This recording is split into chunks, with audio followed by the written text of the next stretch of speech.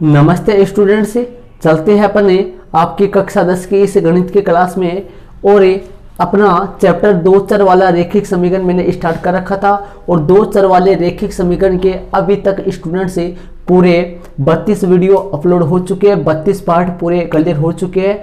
और जिन पार्टों में मैं लगातार चलते हुए आपकी एक्सरसाइज 3.5 का प्रश्न नंबर दूसरा और तीसरा क्वेश्चन इस वीडियो में अपन करने वाले हैं। और ये पार्ट जो है वो पार्ट नंबर 33 है। इससे पहले 32 पार्ट अपलोड हो चुके हैं और उन 32 पार्टों को मैंने एक साथ प्लेलिस्ट में ऐड करके प्लेलिस्ट का लिंक आई बटन पे और साथ ही डिस्क्रिप्शन बॉक्स में भी लगा दिया है, तो वहाँ पे जाके प्रत्येक वीडियो को लगातार देख सकते हो। और इस वीडियो में मैं आपको आपकी जो प्रश्नावली 3.5 है, इस प्रश्नावली 3.5 का प्रश्न नंबर 2 जिसमें रोमन में कुल पहला और दूसरा, तथा प्रश्न नंबर 3 जिसमें रोमन एक ही सवाल है, मुख्य सवाल एक ही है प्रश्न नंबर 3। तो प्रश्न नंबर 2 और प्रश्न नंबर 3 ये दोनों सवाल इस वीडियो में अपन क्लियर करने वाले हैं, तो वीडियो के आप अंत तक जरूर बने रहिए और साथ ही कक्षा 10 के अन्य स्टूडेंट्स तक वीडियो को जरूर शेयर कीजिए स्टूडेंट्स से। और यदि आप चैनल पर नए हैं तो चैनल को जरूर सब्सक्राइब कर लीजिए, साथ ही बेल आइकन घंटी का बटन है उसको प्रेस कर लेना स्टूडेंट्स से। तो चलते हैं अपने आपकी एक्सरसाइज 3.5 का प्रश्न नंबर 2 स्टार्ट करते हैं अपन सबसे पहले, और उसके बाद में अपन प्रश्न नंबर 3 करेंगे। क्वेश्चन नंबर जो 2 है वो आपके सामने मोबाइल की स्क्रीन पे आ चुका है, तो ध्यान से देखिए प्रश्न नंबर 2 में। क्वेश्चन नंबर 2 ध्यान से समझिए, प्रश्न नंबर 2 को पहले समझेंगे उसके बाद में अपन इसको हल करेंगे। क्वेश्चन नंबर 2 आपके सामने है, ध्यान दीजिए। एल्फा और बीटा, प्रश्न में क्या कर रहा है, एल्फा और बीटा के किन मानों के लिए, ध्यान से सुनिए। क्वेश्चन में क्या बोल रहा है, ए और बी, ए और बी है, यहाँ पर अल्फा और बीटा नहीं है, ये प्रश्न में मिसप्रिंट है, तो यहाँ पर ए और बी है। ध्यान से देखिए क्वेश्चन में क्या कर रहा है, ए और बी के किन मानों के लिए, ए और बी के किन मानों के लिए निम्न रेखिक समीकरणों के युग्म के अपरिमित रूप से अनेकल है। मतलब ए और बी के मान यहाँ कितना आए, ए और बी का मान कितना ले जिससे दिए गए समीकरण युग्म के अपरिमित रूप से अनेक हल हो जाए स्टूडेंट्स, ठीक है। तो इसको अपन ए और बी निकालेंगे, रोमन में पहला है और उसके अगले वाला रोमन में दूसरा है, जिसमें के किस मान के लिए निम्न रेखिक समीकरण युग्म का कोई हल नहीं है। तो रोमन में जो पहला है उसमें ए और बी का मान ज्ञात करना है, और ए और बी का मान ऐसा ज्ञात करना है जिसमें प्रश्न बोला है कि अपरिमित रूप से अनेक हल है। और रोमन में जो दूसरा है उसमें के का मान ज्ञात करना है जिसमें कोई हल नहीं है। तो रोमन में अपन पहला करते हैं, रोमन में पहला, ए नहीं है यहाँ, रोमन में कौन सा है, पहला है, रोमन में पहला है, ठीक है। ए और बी के मान ज्ञात करने हैं जिससे अपरिमित रूप से अनेक हल हो, ऐसे ए और बी के मान जिससे अपरिमित रूप से अनेक हल हो। तो हम अपन लिख देते हैं, दिया गया समीकरण युग्म, दिया गया समीकरण युग्म, जो समीकरण अपने को क्वेश्चन में दे रखे है वो अपन लिख देते हैं। क्या है क्वेश्चन में समीकरण आपके सामने है, देख लीजिए। 2x + 3y, पहला जो समीकरण है वो है 2x + 3y बराबर में 7, 2x + 3y बराबर में 7, पहला समीकरण आपके सामने ये है। दूसरा समीकरण है a - b × x, a - b × x plus a - b × x plus a + b × y, a + b × y बराबर 3a + b, 3a + b -2, minus में 2, ये आपके सामने समीकरण नंबर 2 आ गया। देखो आपके सामने ए पहला समीकरण है, a - b, पहला समीकरण 2x + 3y बराबर 7 है, दूसरा समीकरण a - b × x और a + b × y बराबर 3a + b - 2, ये दो समीकरण आपके सामने हैं। इन दोनों समीकरणों की सहायता से अपने को ए और बी के मान ज्ञात करने हैं। और प्रश्न में अपने को ये कहा है कि दिए गए दोनों जो समीकरण है समीकरण युग्म का अपरिमित रूप से अनेकल है, मतलब कि दोनों रेखाएं आपस में, दोनों समीकरणों से जो निरूपित रेखाएं है वो संपाती होंगी, और संपाती में तो अनेक हल होते हैं, ठीक है। तो यहाँ से अपन ए और बी का मान अपन निकालेंगे। तो प्रश्नानुसार प्रश्न में दे रखा है, प्रश्नानुसार समीकरण युग्म का अपरिमित रूप से प्रश्नानुसार समीकरण युग्म का अपरिमित रूप से अनेकल। प्रश्नानुसार समीकरण युग्म का अपरिमित रूप से अनेकल है। ये प्रश्न में अपने को दे रखा है, प्रश्न में कहा रखा है कि समीकरण युग्म दिए जो समीकरण है प्रश्नानुसार समीकरण युग्म, ये समी लिखा है मैंने, समीकरण हो गया, समीकरण युग्म का अपरिमित रूप से अनेकल है। प्रश्नानुसार समीकरण युग्म का अपरिमित रूप से कैसे हल है? अनेक हल है, अपरिमित रूप से अनेक हल है।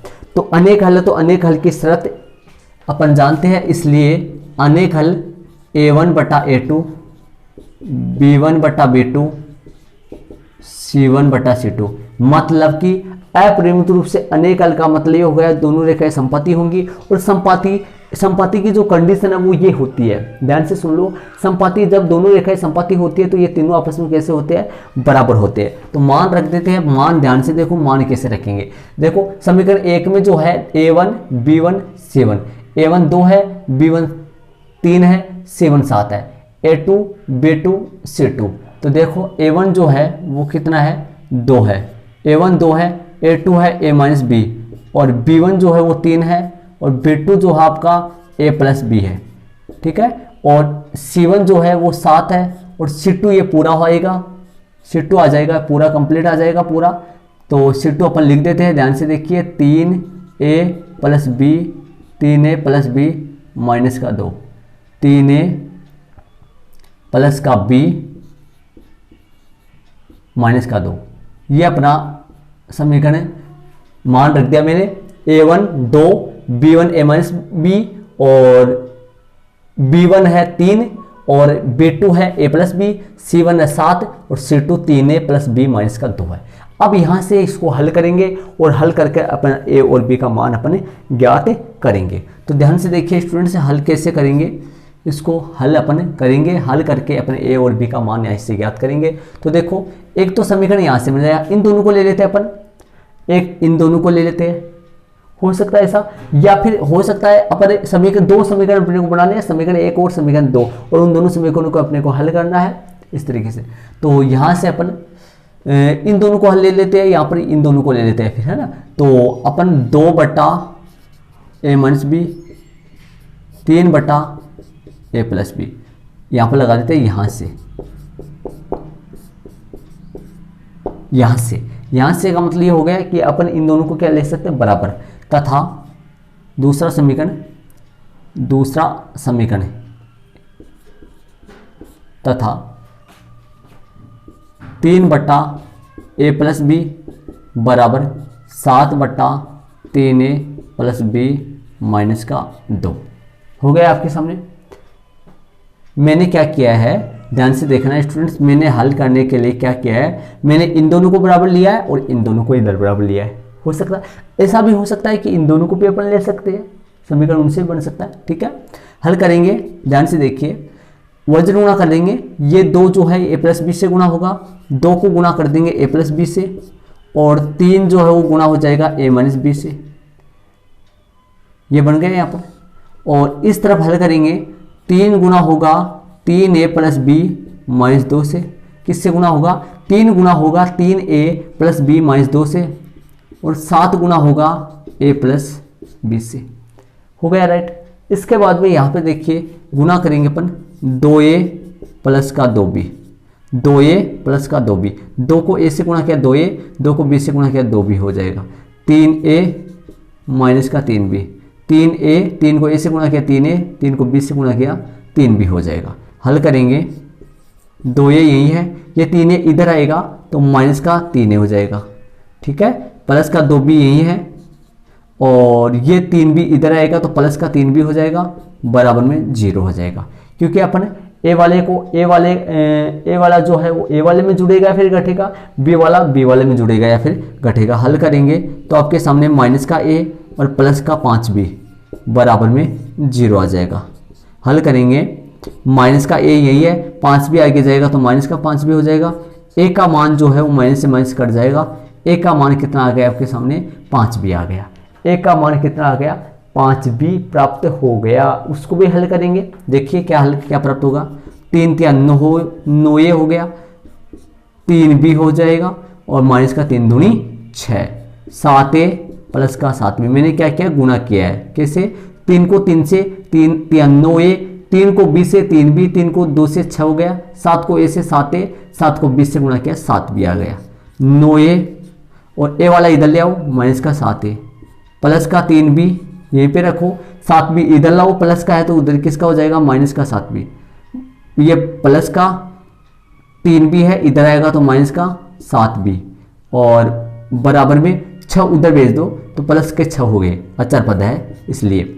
9a में से 7a कटेगा, 2a बच जाएगा और 7b प्लस का है, माइनस का है, माइनस का 7b में से प्लस का 3 भी कट जाएगा, माइनस का 7b में से प्लस का 3 भी कट जाएगा तो माइनस का 4 भी आ जाएगा, बराबर में 6 है।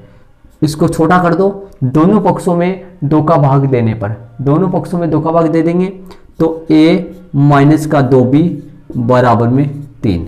ठीक है, अब यहाँ से अपन मान रख देंगे, कहाँ से, समीकरण 3 से। वैसे भी देखा जाए तो ये समीकरण 1 है, समीकरण 2 कोई काम में नहीं आ रहा, तो अपन क्या करेंगे, इनको हटा देंगे यहाँ से, कोई काम में नहीं आ रहा, मतलब इन समीकरणों को लिख नहीं रहे अपन ऐसे। ठीक है, तो अपन क्या करेंगे, इन समीकरणों को हटा देंगे और यहाँ पर समीकरण 1 लगा दूंगा मैं और 1 लगा के यहाँ से मान रख दूंगा इसमें। ठीक है, कहाँ से रख दूंगा, देखो a बराबर कितना है 5b, ये a का मान 5b है तो मैं क्या करूंगा, a का मान इसमें रख देता हूँ तो कितना आएगा, a की जगह 5b लगा देता हूँ, माइनस का 2b बराबर में 3। कहाँ से लगा दिया मेरे, इसका कारण लिख देता हूँ मैं, इसका कारण है समीकरण 1 से, और उनको समीकरण 1 का 2 लगाए रखोगे तो ये 3 बन जाएगा। इसको आप 3 समीकरण लगा के फिर वहाँ पे समीकरण 3 से लिख देना, वैसा भी सही है, कोई दिक्कत नहीं है। मैंने क्या लिख दिया, समीकरण 1 से, मतलब 1 की जगह मैंने 5 भी लिख दिया तो 5b में से 2b कटेगा तो आपके सामने 3b और सामने 3 है तो b का जो मान है वो प्राप्त हो जाएगा 3/3, तो 3 में से 3 का भाग देंगे तो 1 आ जाएगा। तो b का मान कितना आ जाएगा आपके सामने, b का जो मान है वो 1 आ जाएगा। b का मान कितना प्राप्त हो गया जी, 1 आ गया, b का मान 1 आ गया। अब ये b का मान एक समीकरण 1 में रख सकते हैं या फिर इधर वाले समीकरण में भी रख सकते हैं, यहाँ पर ये समीकरण जो है ये इसमें भी रख सकते हैं, तो मैं समीकरण 1 में रख देता हूँ। तो समीकरण 1 को काम में ले लेते हैं, तो क्या लिखेंगे इसके नीचे, इसके नीचे ये पार्ट जो है ये क्लियर हो गया, इसके नीचे 2 पार्ट नहीं चलेंगे, मतलब ये लाइन यहाँ तक ही आएगी, इसके नीचे नहीं आएगी। इसके बाद में मैं यहाँ पर कर रहा हूँ, देखिए इसके बाद में क्या करना है आपको, समीकरण 1 से, तो समीकरण 1 ले लेना है, समीकरण 1 से, तो समीकरण 1 ले लेना। 1 क्या है, a बराबर 5b, a बराबर क्या है 5b, a बराबर 5b, a का तो a हो जाएगा 5b, b की वैल्यू कितनी है अपने पास 1 आ गया, तो b की वैल्यू अपन 1 लगा देंगे तो a बराबर कितना आ गया 5, अतः a बराबर तो 5 आया तथा b का जो मान है वो कितना आया 1 आ गया। a का मान तो अपने पास आया 5 और b का मान कितना आ गया 1 आ गया। ये लो अपने पास ये अपना प्रश्न आंसर हो गया, a का मान तो 5 आ गया और b का मान कितना आ गया 1 आ गया। ठीक है, ये अपना क्वेश्चन नंबर कौन सा हो गया, दूसरे का रोमन में पहला हो गया, जिसमें मैंने a और b का मान निकाल दिया है। प्रश्न में बोला था a और b का मान ऐसा कौन सा मान हो जिससे दिए गए दोनों समीकरणों का अपरिमित रूप से कैसा हल हो, अनेक हल हो। तो a का मान अपने पास 5 आ गया, b का मान 1 आ गया। एक बार इसको प्रूव करके पता करते हैं कि अपना जो आंसर आया ये सही है या रॉन्ग है, इसका प्रूव करते हैं अपन। देखिए a का मान 5 और b का मान 1, यदि अपन इस समीकरण में ध्यान से देखिए, यदि इस समीकरण में अपन ये दोनों आपस में कैसे हो, तीनों आपस में कैसे होने से बराबर, यदि a का मान 5 और b का मान 1 रखते हैं तो ये आपस में कैसे आएंगे, बराबर ही आएंगे। रखते हैं, देखो a का मान यहाँ लगाते हैं, कितना लगा देंगे यहाँ, a का मान 5 b का मान 1, तो समझ लीजिए 5 - 1 मतलब कितना बच गया 4, 2/4 हो गया। ध्यान से सुन लीजिए, मैं वापस बोल रहा हूँ, लिख नहीं रहा हूँ, बोल रहा हूँ, सुन लीजिए। मतलब ऐसा अपने को जांच करनी है। वैसे एग्जाम प्रश्न में अपने को ऐसे नहीं बोला है कि जांच कीजिए अपना a और b जो है सही है या गलत है, ऐसे नहीं बोला है, लेकिन अपन जांच कर रहे हैं वैसे, है ना। a का मान 5 है, b का मान 1 है। देखो यहाँ पर 5 रखूंगा और यहाँ पर 1 रखूंगा, 5 में से 1 घट जाएगा, 4 बचेगा, तो बताओ 2/4 आ गया, 2/4 कट जाएगा तो बोलो कितना आ जाएगा जी 1/2, राइट, 1/2 आ जाएगा। ठीक है, इसमें भी रखो, इसमें 5 और 1 6 कितना हो गया 6 हो गया, 3/6 कट जाएगा तो 1/2 बराबर 1/2, इसमें भी रखो, इसमें रखो, ध्यान से रखना है। a का मान 5 रखना है तो 3a आ रहा है, तो 3 को गुणा करेंगे 5 से, 5 दिए 15, 5 दिए 15 और 15 प्लस बी, 15 प्लस बी मतलब 15 में एक जुड़ेगा तो 16, 16 में से 2 घट जाएंगे तो 14 बच जाएगा और बन जाएगा 7/14 जो कि कट जाएगा 1/2, जो इधर भी 1/2। तो कहने का मतलब यदि a और b इसमें रखा जाए, मतलब जो अपने पास a और b का जो मान आया है a बराबर 5 b बराबर 1 जो आया है, ये यदि इसमें रख दूं मैं तो 1/2 बराबर 1/2 बराबर 1/2 बन जाता है, बराबर बन जाता है। और आप जानते हैं यदि तीनों बराबर है तो दिए गए समीकरण युग्म का अपरिमित रूप से कैसा हल होता है, अनेक हल होता है। अर्थात उन दोनों समीकरणों से जो निरूपित रेखा है वो समपाती होती है। कैसी होती है स्टूडेंट से? समपाती होती है। और यदि मैं a और b का मान इसमें लगाऊं, मैं इसमें लगाऊं तो ये दोनों समीकरण जो है वो सेम ही बनेंगे, सेम ही बनेंगे। हो सकता है ये दुगुना वाला जो बन जाए, जैसे हो सकता है मान लो ये 4x बन जाए, ये 6y बन जाए, ये 14 बन जाए, लेकिन ये दोनों समीकरण सेम ही बनेंगे। कैसे? a माइनस बी का मान यहाँ पर 4 ही आ रहा था तो यहाँ पर 4 आएगा, a प्लस बी का मान कितना आ रहा था? 6 आ रहा था तो यहाँ 6y आएगा और यहाँ पर 14 आ जाएगा। ठीक है, दुगुना आएगा लेकिन दोनों समीकरण आपस में सेम ही होंगे। तो ये प्रश्न नंबर दूसरे का रोमन में मैंने पहला कर दिया है, जिसमें प्रश्न में क्या बोला अपने को अपरिमित रूप से अनेक हल दिया है और a और b का मान क्वेश्चन में अपने से पूछा है। तो a का मान 5 आ गया, b का मान कितना आ गया? 1 आ गया स्टूडेंट्स। ठीक है, तो ये रोमन में पहला हो गया, इसको आप अपने नोटबुक में जरूर अंकित कर लीजिए और चलते इसी के साथ रोमन में दूसरा अपन करते हैं। और वीडियो कैसा लगा है, ये आपको ये सवाल कैसा समझ में आया, कमेंट्स बॉक्स में कमेंट जरूर से करें और चलते हैं रोमन में दूसरे में। तो स्टूडेंट्स आपके सामने रोमन में दूसरा सवाल है, तो चलते हैं दूसरे में, दूसरा करते हैं अपन। देखिए प्रश्न में ये समीकरण दे रखी है, अपने को के का मान पूछा है यहाँ से और प्रश्न में इन दिए गए दोनों समीकरणों का अपरिमित रूप से कोई हल नहीं था, वो तो रोमन में पहला था और इस रोमन में दूसरे में दिए गए समीकरण युग्म का कोई हल नहीं है। तो क्या लिख देंगे अपन? प्रश्नानुसार, यहाँ पर लिख देंगे प्रश्नानुसार। प्रश्नानुसार का मतलब हो गया प्रश्न के अनुसार दिए गए समीकरण युग्म का अपरिमित रूप से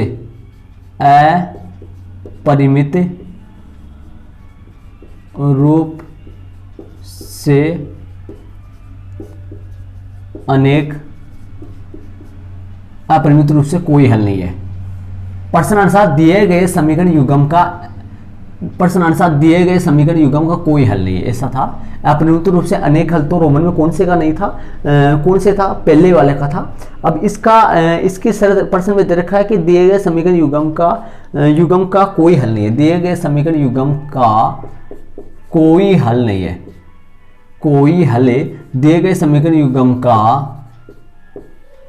कोई हल नहीं है, दिए गए समीकरण युग्म का कोई हल नहीं है, दिए गए समीकरण युग्म का कोई हल नहीं है। यह प्रश्न में दे रखा है अपने को कि दिए गए समीकरण युग्म का कोई हल नहीं है, इसलिए कोई हल नहीं की शर्त जो है वो a1/a2 b1/b2 c1/c2, कोई हल नहीं होगा। तो इसकी जो शर्त है a1/a2 b1/b2 और c1/c2। अब देखो बराबर तो किस में हुआ था? अनेक हल में। जब अपरिमित रूप से अनेक हल था तो ये आपस में कैसे हुए थे? बराबर हुए थे। लेकिन यहाँ पर देखो, ध्यान से देखना, कोई हल नहीं है, कोई हल नहीं है तो ये दोनों बराबर नहीं आएंगे, ये वाले शुरू वाले बराबर आएंगे, आखिर वाले बराबर नहीं आएंगे। तो मान रख देते हैं अपन, a1 3 है, a1 का मान 3 है, a2 का मान कितना है जी? 2k - 1 है। b1 का जो मान है, b1 का मान कितना है? 1 है और b2 का जो मान है वो k - 1 है, c1 का मान 1 है और c2 का मान है 2k + 1 है। ये आ गया आपके सामने 3/2k - 1 बराबर 1/k - 1 बराबर 1/2k + 1। ये आपस में कैसे होंगे? बराबर होंगे और यहाँ पर ये दोनों बराबर नहीं होंगे। देखो मैंने मान रखे ऊपर से, समीकरण 1 में जो मान है वो a1 b1 c1 के मान है, ये बराबर नहीं होंगे। समीकरण 1 में देखो, समीकरण 1 में जो है, समीकरण 1 में a1 b1 c1 है, ये a2 b2 c2 है। a1 3 है, a2 2k - 1 है, b1 1 है, B2 K माइनस 1 है, C1 1 है और C2 2 K प्लस 1 है। हो गया। अब यहाँ से अपन क्या करेंगे, जो बराबर वाला है इनको अपन ले लेंगे। अभी पीछे वाले सवाल में भी ऐसा ही किया था मैंने, यहाँ से लगा के बराबर वाला जो है वो ले लेंगे। वहाँ पर क्या था, सारी तीनों आपस में बराबर थे, बल्कि यहाँ पर शुरू वाला दोनों बराबर है। तो अपन क्या कर देंगे, 3/2K माइनस 1 बराबर 1/K माइनस 1। यहाँ से हल करेंगे इसको, 3/2K माइनस 1 बराबर 1/K माइनस 1। क्या है आपस में, बराबर है ये दोनों आपस में। 3/2K माइनस 1 बराबर 1/K माइनस 1। हल करेंगे तो देखिए 3 को गुणा करूँगा K माइनस 1 से और 2K प्लस माइनस 1, ये वैसे ही रहेगा। देखो 3 को गुणा करूँगा K माइनस 1 से और 2K माइनस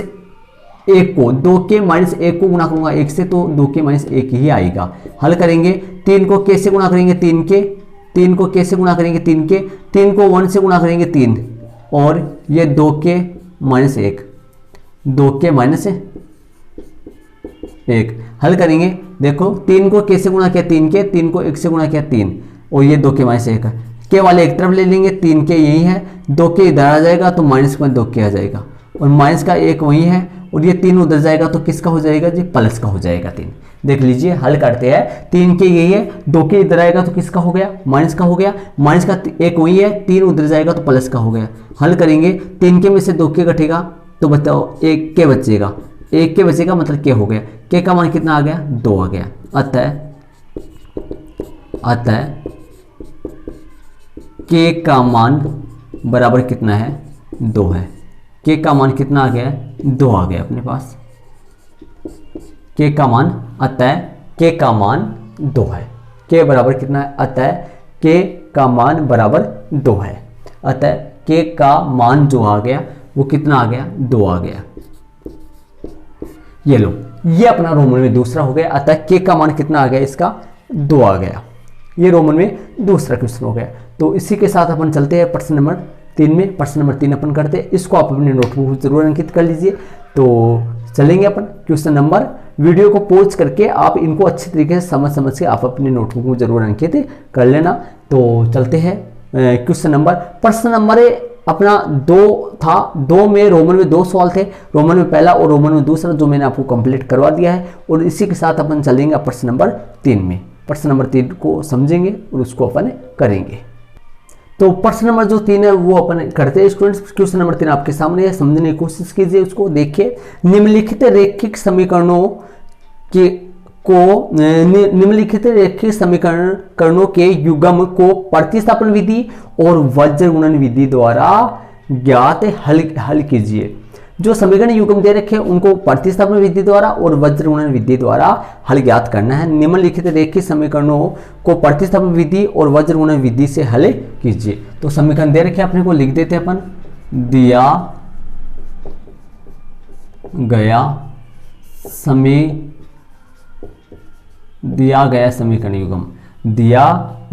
समीकरण युग्म, मतलब जो 2 समीकरण अपने को क्वेश्चन में दे रखे हैं वो समीकरण अपन लिख देते हैं और उनके हल प्रतिस्थापन विधि और वज्र गुणन विधि से अपने को ज्ञात करने। पहला समीकरण है 8x प्लस 5y। पहला समीकरण है 8x प्लस 5y बराबर, आपके सामने समीकरण है वहां से देख लीजिए। पहला समीकरण जो है वो 8x प्लस 5y बराबर में 9 है। पहला समीकरण आपके सामने हो गया, समीकरण 1 लगा देते हैं इसको। और दूसरा समीकरण है वो पहले अपने को प्रतिस्थापन विधि से ज्ञात करना है, तो पहला समीकरण इसको लगा देते हैं। और दूसरा जो समीकरण है वो 3x प्लस 2y बराबर 4। 3x प्लस 2y बराबर 4, ये समीकरण 2 हो गया। 8x प्लस 5y बराबर 9, 3x प्लस 2y बराबर 4, ये 2 समीकरण अपने पास है। 8x प्लस 5y बराबर 9, 3x प्लस 2y बराबर 4, ये दोनों समीकरण हो गए। इसको अपन प्रतिस्थापन विधि से करते हैं। पहले किससे करते हैं, प्रतिस्थापन विधि से करते हैं, उसके बाद में विलोपन विधि से, वज्र गुणन विधि से। प्रश्न में बोला है कि प्रतिस्थापन विधि से, तो पहले इसको अपन प्रतिस्थापन, पहले अपन लगाएंगे प्रतिस्थापन विधि से। पहले क्या लिखें, प्रतिस्थापन विधि से। तो पहले अपन इसको प्रतिस्थापन विधि से करते हैं और उसके बाद में इसको विलोपन विधि से करेंगे। प्रतिस्थापन विधि से कैसे करते हैं, पहले अपन समीकरण 1 से पहले अपन समीकरण 1 ले लेते हैं। यहाँ पर हर बार जैसे करते हैं प्रतिस्थापन विधि जो अपनी एक्सरसाइज 3.3 में बहुत सारे सवाल थे जो प्रतिस्थापन विधि से करे थे। एक्सरसाइज 3.3 में ऑलरेडी करवा दी थी पहले वो कंप्लीट पूरा। तो यदि आपने प्रतिस्थापन विधि में फिर भी डाउट है तो आप 3.3 के प्रत्येक सवाल को देखें। 8x प्लस में 5y बराबर 9, ये पहला समीकरण मैंने ऐड कर लिया। 8x प्लस 5y बराबर 9, मतलब पहला समीकरण ले लेते हैं, इससे x का मान निकाल लेते हैं। पहले समीकरण से किसका मान निकाल लेते हैं, x का। 8x यही रहेगा, 9 माइनस में 5y, 9 माइनस में 5y, x की जो वैल्यू है वो आ जाएगी 9 माइनस में 5y और बट्टा में कितना आ जाएगा 9 माइनस, x की वैल्यू 9 माइनस में 5y बट्टा में 8 आ जाएगा। ये समीकरण हो गया आपके सामने 3। समीकरण कौन सा हो गया, x का वैल्यू जो है x का जो मान है y के पदों में अपने पास आ चुका है कितना 9 माइनस 5y बट्टा 8, 9 माइनस 5y बट्टा में कितना आ गया 8 आ गया। अब अपने इस मान को समीकरण किस में रख देते हैं, 2 में रख देते हैं, समीकरण 2 से। तो समीकरण 2 ऐड कर लेंगे, 3x प्लस 2y बराबर 4, ये समीकरण 2 है। इसमें अपने मान रख देते हैं जो x का अपन निकाले हैं, x का मान लिख देते हैं। 3 का तो 3 हो जाए, x की जगह 9 माइनस 5y बटा 8, x की जगह क्या लगा दिया मैंने 9 माइनस 5y बटा 8। x का मान देखो 3x प्लस में 2y बराबर में 4। मैंने ये मान कहाँ से लगा दिया, यहाँ पे लिख देता हूँ मैं, समीकरण कौन से लगाया मैंने 3 से। मैंने समीकरण 3 से मान लगा दिया, चूंकि मैंने लिख दिया समीकरण 3 से ताकि x का मान समीकरण अपन 3 से लिखे। अब हल करेंगे इसको, ध्यान से देखिए हल करेंगे तो कैसे करेंगे हल। 9 तिया 27 हो गया, 9 तिया कितना हो गया 27, 9 तिया 27 हो गया, माइनस 5 तिया 15y बटा में 8 प्लस का 2y बराबर में 4। कैसे हल किया देखो, 3 ये जो 3 है ये पहले 9 से गुणा होगा, 3 नाम 27 हो गया, 3 को 5 से गुणा करूंगा, 3 5 15 बटा में 8 है, 2y इधर है बटे में 4 है। अब क्या करेंगे यहाँ पर लसागु ले लेंगे इनका और सामने 4 है, लसागु कितना आ जाएगा, ध्यान से देखिए लसागु कितना आ जाएगा 8 आ जाएगा, लसागु कितना आ जाएगा ऊपर 8 है तो लसागु 8 आ जाएगा। 8 में 8 का भाग अपन देंगे, 8 में 8 का भाग दे देंगे, 8 में 8 का भाग देंगे तो 1 आएगा, 1 को 27 से माइनस में 15y, ऐसे हल होता है 27 माइनस 15y और यहाँ पे बट्टे में कितना 1 है तो 8 में भाग देंगे 1 का 8 आएगा, 8 को गुणा करेंगे 2 से, 8 दूनी 16y आएगा, कितना y आएगा 16y आएगा। हल करेंगे देखिए माइनस के 15y प्लस के 16y, प्लस के 16y में से माइनस का 15y घट जाएगा तो आपके सामने y बचेगा, कितना बचेगा y बचेगा। और आगे देखिए ये 8 यहाँ पर भाग में है, उधर किस में जाएगा जी गुणा में जाएगा, 8 को 4 से गुणा करेंगे 8 चौक 32 हो जाएगा, कितना हो जाएगा 32 और 32 में से ये 27 उधर जाके घट जाएगा तो देखिए कितना बच 27 उधर जाके घट जाएगा तो प्लस का 27 उधर गया तो माइनस का 27, 16y में से 15y घट गया, y बच गया और 8 चौक 32, 32 में से 27 घट गया। तो अब हल करेंगे तो आपके सामने जो y का मान है वो निकल के आ जाएगा कितना 32 में से 27 अपना घट जाएगा, तो 32 में से 27 घट जाएगा तो 12 में से 7 गई 5 बच जाएगा और y का मान कितना आ गया 5 आ गया। ये y का मान 5 आ गया। इस y को मान को समीकरण 1 में भी रख सकते हैं अपन, समीकरण 2 में भी रख सकते हैं। वहां से किसका मान आ जाएगा x का मान आ जाएगा। तो मैं यहाँ पर लगा देता हूँ 1 से लगा सकते हैं या फिर 2 से लगा सकता हूँ, समीकरण 1 से। तो 1 से x का मान समीकरण 1 से लगा के 1 को ऐड कर लेंगे और वहाँ से x का मान अपन यहाँ पर लिखेंगे। समीकरण 1 ऐड कर लेते हैं, क्या है 8x प्लस का 5y बराबर में 9। अब यहाँ से 8x आ गया और 5 गुणा y का मान अपन लगा देते, कितना आया था 5 आया था, y का मान 5 आया था, सामने 9 है। हल करेंगे 8x यही है, 25 है, सामने 9 है। हल करेंगे 8x 9 माइनस 25, 9 माइनस 25 आगे गया तो किसका हो गया जी माइनस का हो गया 25, ठीक है। अब हल करेंगे x की वैल्यू कितना है 25 में से 9 घटेगा तो आपके सामने बच जाएगा 15 में से 2 गए 6 तो माइनस के 16 बटा में 8 है, 8 दूनी 16 तो y का x का जो मान है वो कितना आ गया जी 2 आ गया, कितने का 2 माइनस का 2 आएगा, ठीक है। तो इसका जो हल है अपने जो हल है अक्ष को प्रतिस्थापन विधि से मैंने हल कर दिया। प्रतिस्थापन विधि और वज्र गुणन विधि से हल करवाने के बोला था। तो हल जो है इसका आता है, हल अक्ष बराबर तो आ गया -2 तथा y बराबर कितना आ गया अपने पास 5 आ गया।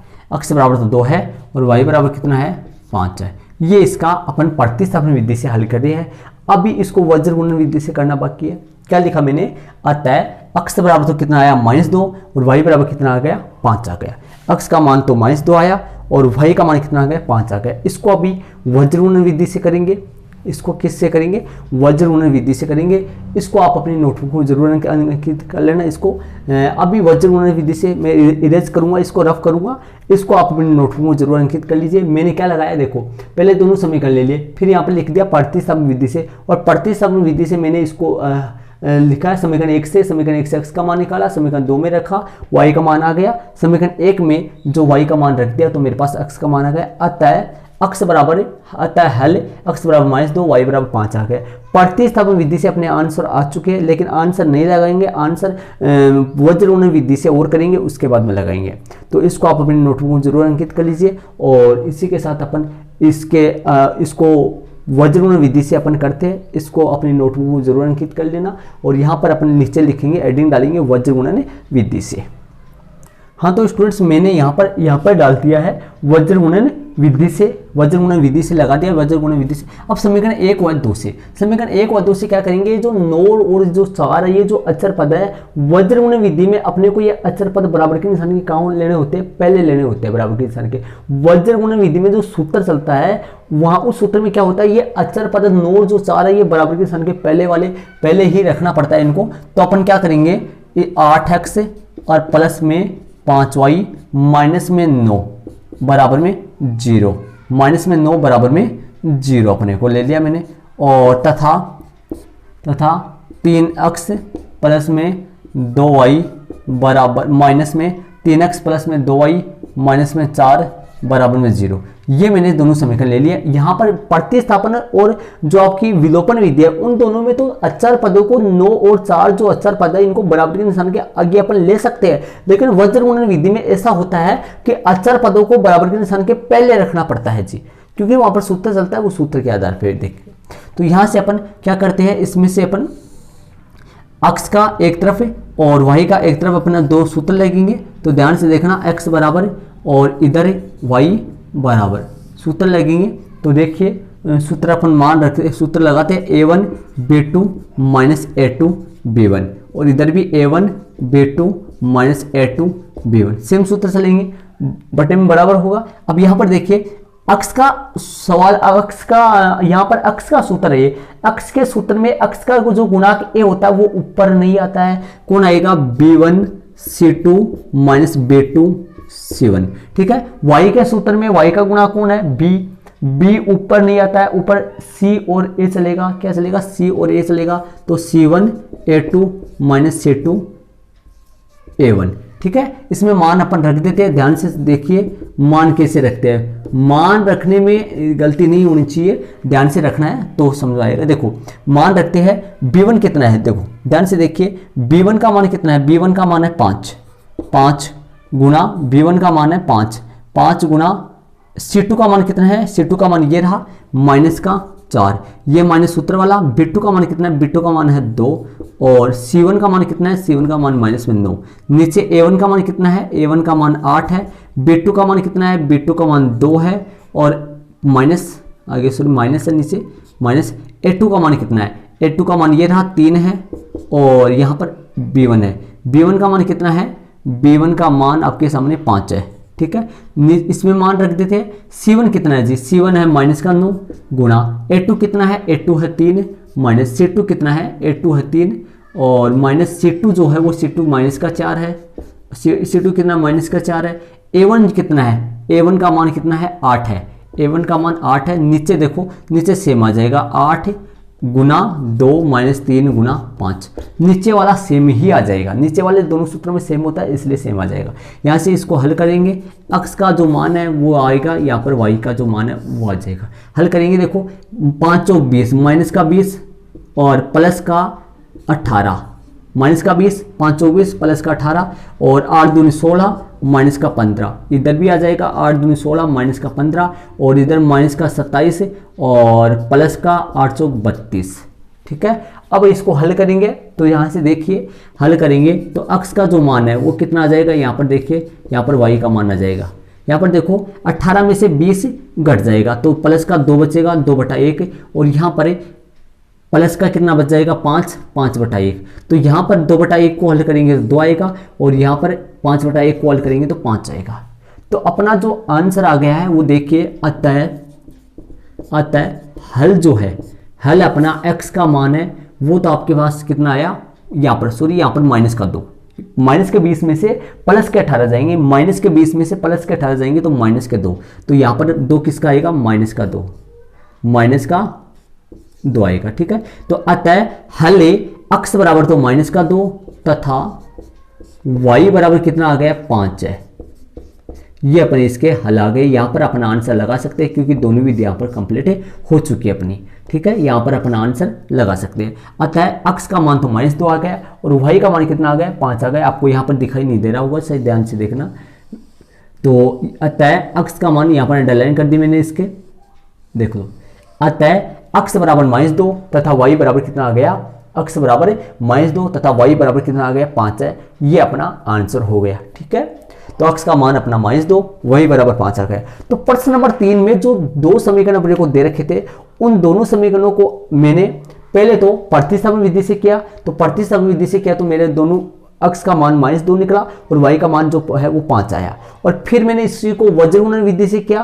तो वज्र गुणन विधि में इससे मैंने किया, सूत्र लगा के मैंने किया तो x का मान -2 और y का मान 5 आया। मतलब दोनों विधियों से अपने आंसर जो है वो सेम आ रहे हैं। तो मैंने यहाँ पर आंसर लगा दिया। प्रश्न में कहा था कि प्रतिस्थापन विधि और वज्र गुणन विधि से हल कीजिए, तो मैंने प्रतिस्थापन विधि और वज्र गुणन विधि से हल इसको कर दिया है।